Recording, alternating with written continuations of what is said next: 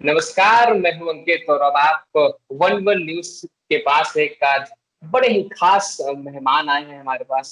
ऋतुराज, जिन्होंने CLAT 2020 exam में बड़ा ही बेहतरीन प्रदर्शन किया है और पूरे ऑल इंडिया रैंक जो इनका है वो 369 है।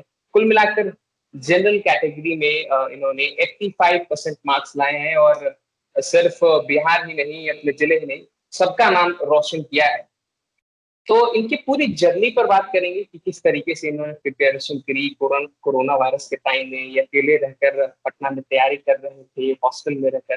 तो कैसा इनका जर्नी रहा है अभी तक। लेकिन उससे पहले आपको एक बार थोड़ा सा मैं बता दूं कि ये क्लैट है क्या एक्चुअली। तो जिस तरीके से आपको इंजीनियरिंग कॉलेज में दाखिले के लिए, आईआईटी के लिए जेई के एग्जाम्स देने होते हैं अगर आपको इंजीनियरिंग कॉलेज में दाखिला लेना है, और अगर आपको मेडिकल कॉलेजेस में दाखिला लेना है तब आपको नीट के एग्जाम्स देने होते हैं। ठीक उसी प्रकार से अगर आपको लॉ कॉलेजेस में, भारत के जो प्रतिष्ठित लॉ कॉलेजेस हैं, सरकारी लॉ कॉलेजेस, उसमें अगर आपको एडमिशन लेना हो तो आपको क्लैट एग्जामिनेशन देना होता है। इसे कॉमन लॉ एडमिशन टेस्ट कहा जाता है। तो यही क्लैट 2020 एग्जामिनेशन में ऋतुराज ने 369 रैंक पूरे भारत में लाया है। तो हमने सोचा कि क्यों नहीं इसे बात करें और जाने की किस तरीके से उन्होंने तैयारी की है। तो सबसे पहले तो ये बताइए ऋतुराज कि कितनी खुशी हो रही है आपको। बहुत खुशी हो रही है मतलब। और one of the best universities में अब एडमिशन होगा मेरे लॉ लॉ कॉलेज में, तो खुशी की बात है। आसपास में कैसा रहा माहौल, पड़ोसियों ने क्या कहा, मम्मी पापा को कैसा लगा, या फिर रिलेटिव्स हैं उन्होंने किस तरीके से आपको बधाई दी। नहीं, सब लोग सब आस पड़ोस में सबको खुशी हुई, मतलब रिलेटिव्स को भी खुशी हुई। और मतलब कुछ रिलेटिव्स मेरा इंटरव्यू भी करना चाह रहे थे। अच्छा, चलिए बढ़िया बात है। तो अब हम आपसे पूरी जर्नी पर बात करेंगे। तो सबसे पहले तो ये जानना चाहते हैं कि ये जो तैयारी आपने की है किस तरीके से की है, क्लैट की तैयारी, क्योंकि बहुत सारे चैलेंजेस होंगे आपके सामने, क्योंकि आप अकेले रहते थे पटना में हॉस्टल में रहकर। तो जो सारी चैलेंजेस है वो बताइए, कितने घंटे पढ़ाई करते थे और क्या कुछ डिस्ट्रैक्शन होता था, उससे कैसे आप अलग होते थे। मतलब क्लैट जैसे कि जेई और नीट है, वैसा एक नॉलेज बेस्ड एग्जाम नहीं है ये। जनरली एक एम्पलीट्यूड टेस्ट है और जनरल अवेयरनेस को टेस्ट करता है, तो इसके लिए मतलब ऐसे एज सच कोई अलग से तैयारी करने की जरूरत नहीं थी। इसके लिए मतलब जनरली जो रीडिंग स्किल्स अच्छा होना चाहिए और न्यूज़पेपर रेगुलरली रेफर करना, और बस यही सब करके मैंने मतलब प्रिपरेशन की इसके लिए। दिन में लगभग कितने घंटे पढ़ते थे आप, और कौन से न्यूज़पेपर पढ़ते थे। न्यूज़पेपर तो वैसे मैं द हिंदू रेफर करता था, और मतलब कुछ यूपीएससी की प्रिपरेशन की वेबसाइट है, तो उससे अच्छा, स्टैटिक जीडी के लिए उसको रेफर कर लिया करता था। कितने घंटे पढ़ते थे।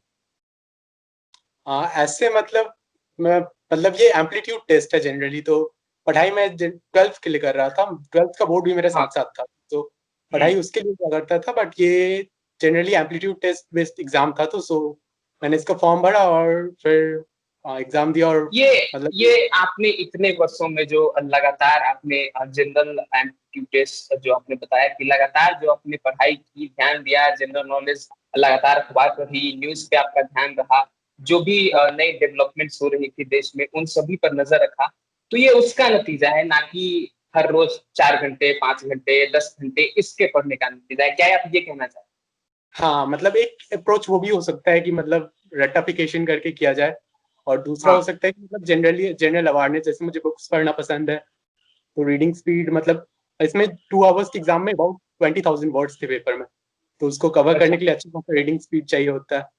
तो वो सब जी। मतलब जनरल धीरे धीरे डेवलप किया, ऐसा नहीं था कि लगातार बैठ के पढ़ के और मतलब कोई अच्छा, स्पेसिफिकली। कब से पढ़ रहे हैं आप ये द हिंदू अखबार की बात करें, या फिर जो रीडिंग आपने बताई कि आपको पसंद है पढ़ना, तो किताबी नॉलेज तो हर कोई लेता है, किताबें जो आपके कोर्सेज में वो हर कोई पढ़ता है, लेकिन उसके अलावा जो आपने बताया, ये कब से आपने पढ़ना शुरू किया। ये तो मतलब स्कूल में भी ऐसा कल्चर था कि हम लोग लाइब्रेरी से बुक लेके पढ़ा करते थे, तो ये स्टार्टिंग से ही था कि नॉवेल्स वॉवेल्स में मेरा पढ़ने में इंटरेस्ट था, जैसे कि हैरी पॉटर या जॉर्ज ऑरवेल, जेन ऑस्टिन, तो ऐसे ऑथर्स को मैं पढ़ता रहता था हमेशा से। और हिंदू मतलब जनरली जब मुझे लगा कि ये क्लैट देना चाहिए, तब मैंने लास्ट ईयर से हिंदू पढ़ना स्टार्ट किया। अच्छा, हमें जरा हॉस्टल लाइफ के इनसाइट के बारे में थोड़ा बताइए, क्योंकि हॉस्टल लाइफ अपने पटना में अकेले रहकर बिताया है, किस तरीके का था वहां पर, क्या माहौल होता था जब आप हॉस्टल में रहते थे, क्या कॉम्प्रोमाइजेस करने पड़ते थे, खाने को लेकर कैसी स्थिति थी, जरा इस पर हमारे दर्शकों को इंसाइट दीजिए थोड़ा। मतलब हॉस्टल हॉस्टल में रह के तैयारी करना तो हमेशा मतलब टफ होता है, क्योंकि खाने पे कॉम्प्रोमाइज करना पड़ता है, उसके बाद मतलब रूम शेयर करना पड़ता है पार्टनर्स के साथ, तो फिर टाइमिंग को लेके फिर कॉम्प्रोमाइज करना पड़ता है। जैसे कि कोई लेट तक पढ़ रहा है तो फिर आपको अपना मतलब स्लीप में डिस्टर्बेंस होगा, या आप लेट तक पढ़ रहे हैं तो फिर सामने वाले को कॉम्प्रोमाइज करना पड़ेगा। तो वैसा ही था मतलब, लेकिन माहौल हॉस्टल का अच्छा था। सारे लोग मतलब ज्यादातर लोग वहाँ जेई और नीट के लिए प्रिपरेशन कर रहे थे, तो मैं मतलब बहुत स्टूडियस इन्वायरमेंट था वहाँ पे। सब लोग मतलब एक दूसरे को इनकरेज करते थे, और फिर फन भी होता था, मतलब गेम्स खेल सकते थे हम लोग। अच्छा, तो मतलब ओवरऑल एक जो अच्छा माहौल चाहिए तैयारी करने के लिए वो वहां पर था। अच्छा, अगर मैं आपसे ये कहूँ कि अगर आप उस हॉस्टल में ना होते, अपने घर पर ही रहते, और घर पर से ही अगर मान लीजिए स्कूल आपके घर के आसपास होता, क्योंकि स्कूल दूर था, आप रहते हाजीपुर में हैं और स्कूल आपका पटना था, इसलिए आपको वहाँ हॉस्टल में रहना पड़ा। अगर मान लीजिए अगर आप हाजीपुर में रहते, तब क्या इसी तरीके की सफलता आपको लगता है कि आप क्लैट में ला पाते?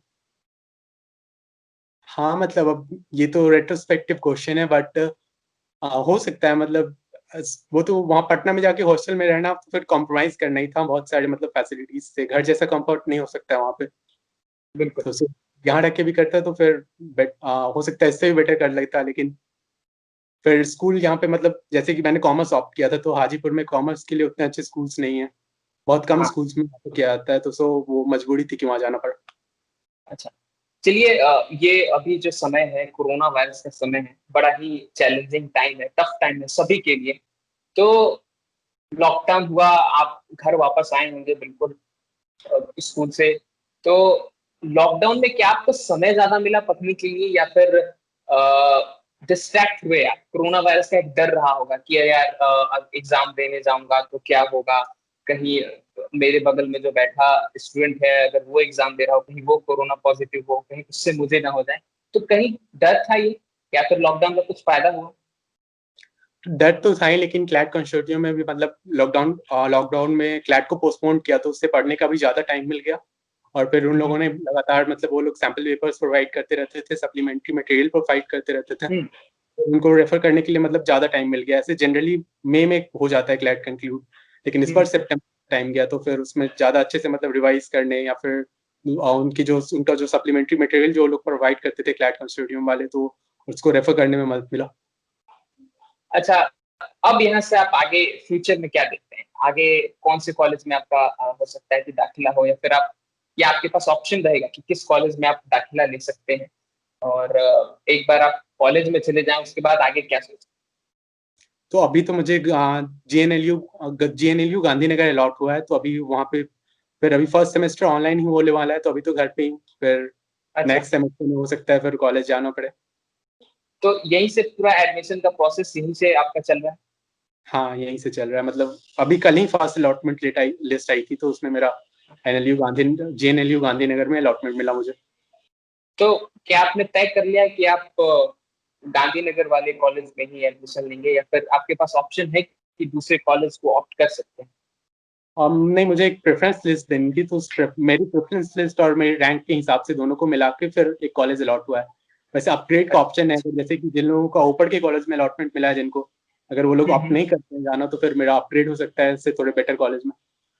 अच्छा, चलिए, मैं हमेशा से ही सोशल मीडिया का बहुत बड़ा क्रिटिक रहा हूँ, और हमेशा से मुझे लगता है कि सोशल मीडिया जब से हमारी जिंदगी में है, उसने सिर्फ बच्चों को नहीं, बड़ों तक को अब जो है अपने इन्फ्लुएंस के अंदर ले लिया है। इसके अब दो बड़ी चीजें हैं, बहुत ज्यादा फायदे हैं, लेकिन इसका नुकसान मुझे लगता है कि विद्यार्थियों में बहुत ज्यादा है। तो मैं आपसे ये जानना चाहता हूँ कि क्या सोशल मीडिया आपके लिए किसी तरीके से डिस्ट्रैक्शन रहा जब आप पढ़ाई कर रहे थे, तैयारी कर रहे थे, या फिर सोशल मीडिया की वजह से आपको मदद मिली कि हाँ ये इवेंट हो रहा है, ये न्यूज है, या फिर ये चीज है, चलो इसको डिटेल में पढ़ते हैं, तो ये बताइए।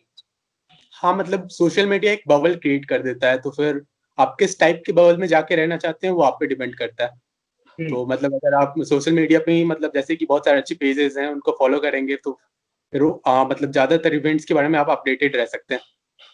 तो फिर तो मैंने उस तरह मैं की आपसे मतलब मैं हाँ जैसे कि वर्ल्ड की मतलब अच्छी सारे न्यूज़पेपर्स को हम एक्सेस नहीं कर सकते हैं, लेकिन फिर आप न्यूयॉर्क टाइम्स को फॉलो कर सकते हैं वहां पे, तो फिर आप जैसे कि अपडेटेड रह सकते हैं कि वर्ल्ड में क्या चल रहा है अच्छा, इवेंट्स तो के बारे में। आप हाँ, तो आप ये कह रहे हैं कि आपने सोशल मीडिया का अच्छा यूज किया, ना कि उसका बेकार यूज। मैं आपका एक्सपीरियंस जानना चाहता हाँ मतलब वही मैंने मतलब इस सही पेजेस को फॉलो किया और मैं तो फिर मतलब सोशल मीडिया का एडिक्शन अच्छा नहीं है, बट अगर आप कभी कभी रेफर करते हैं तो फिर वो वैसा कुछ खास हैम्पर नहीं करेगा। हूँ। चलिए ऋतुराज, बहुत बहुत शुक्रिया, आपने समय निकाला हमारे लिए और हमारे दर्शकों के लिए, और एक इंसाइट दी। लेकिन जाने से पहले मैं आपसे ये पूछना चाहूंगा कि जो भी दर्शक हमारे हैं, अगर उनके बच्चे क्लैट की एग्जामिनेशन की तैयारी कर रहे हो, या फिर कोई बच्चा कोई विद्यार्थी इस वीडियो को देख रहा हो, इंटरव्यू को, तो उसको आप क्या सजेशन देना चाहेंगे कि क्लैट की तैयारी किस तरीके से करें? मतलब क्लैट की तैयारी के लिए सबसे मतलब इम्पोर्टेंट है कंप्रीहेंशन और रीडिंग स्किल्स। तो मैं कहूँगा कि जी, मतलब अच्छी बुक पढ़नी चाहिए, अच्छे राइटर्स को पढ़ना चाहिए और न्यूज़पेपर और न्यूज़ वेबसाइट्स को रेगुलरली फॉलो करना चाहिए। चलो ठीक है, बहुत बहुत शुक्रिया ऋतुराज। जो भी लोग इस वीडियो को देख रहे हैं, हम उनसे दरख्वास्त करेंगे कि जरूर हमारे यूट्यूब चैनल को सब्सक्राइब करें। अगर आप फेसबुक पर देख रहे हैं तो हमारे पेज को लाइक करें, और इस वीडियो को जरूर शेयर करें, ताकि ज्यादा से ज्यादा बच्चे जो हैं वो ऋतुराज से सीख सके कि किस तरीके से आप क्लैट की तैयारी कर सकते हैं। शुक्रिया ऋतुराज।